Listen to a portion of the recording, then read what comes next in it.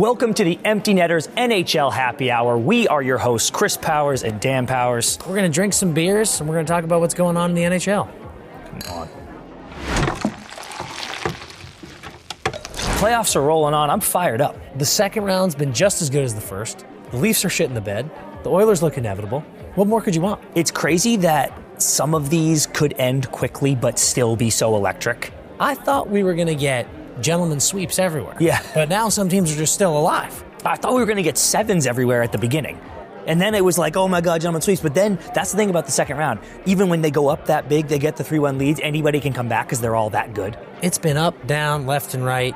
Let's get into it. The Toronto Maple Leafs have made the second round of the playoffs for just the second time in over 20 years. And after going up 2-0 against the Florida Panthers, they have now lost 3 straight games to see themselves in a 3-2 deficit.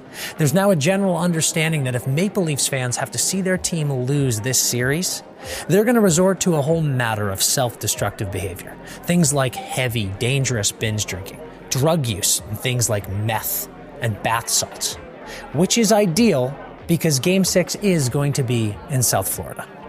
The hiring of Craig Berube has had significant impact, changing the culture and tactics in Toronto during the regular season, and they need him now more than ever. And apparently, Chief already has some magic up his sleeve. He has them working on a new maneuver at practice that could potentially save their lives moving forward. And for those Leafs fans at home, remember, it's just above the belly button. After a sloppy games 1 and 2, Sergei Bobrovsky went almost 6 straight periods without giving up a goal. He attributes his goalless streak to his extensive film study, his pregame stretching routine, and Austin Matthews. The Vegas Golden Knights are said to be utterly baffled by the results of their series against the Edmonton Oilers because they were told that the house always wins. Now that is true, except when the house is going up against an angsty leading man and his emotionless neurodivergent best friend, or Tom Cruise and Dustin Hoffman in Rain Man. Vegas has been frustrated by Evander Kane in this series, who is an LTIR ad, saying he's been a major difference maker. Per an inside source, Vegas is outraged at the cap circumvention the Oilers are pulling. Really? Mark Stone's been faking injuries for years. And besides, this city is literally built to protect cheaters. The Oilers completed the old gentleman's sweep of the Vegas Golden Knights and are now headed to their second straight conference final.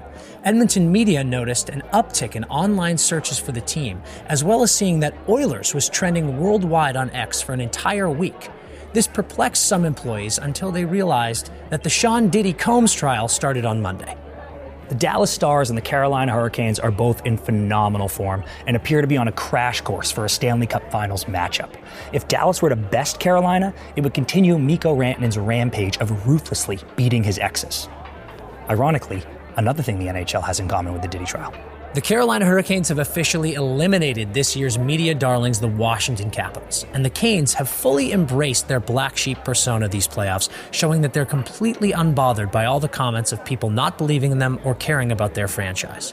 When asked why the Hurricanes don't get more media attention or coverage, Commissioner Gary Bettman said, "Who?" Rick Tocchet has officially been named the 25th head coach of the Philadelphia Flyers, reuniting him with a team he spent over a decade with as a player. In talking with good friend and former Flyers coach, John Tortorella told Tocchet, "Be careful with Philly fans. It can be amazing one day and then quickly turn into an unhealthy relationship." Tocchet laughed off the warning and said, "I'm more than familiar with unhealthy relationships. I just spent 2 years with JT Miller and Elias Pettersson." Now, the Canucks have replaced Tocchet with assistant coach Adam Foote.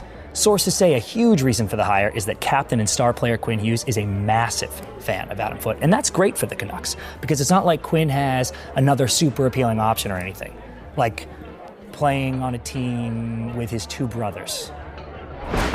That is last call on the Empty Netters NHL Happy Hour. I might have another one somewhere else, but we do have to go. So do you. See you next time.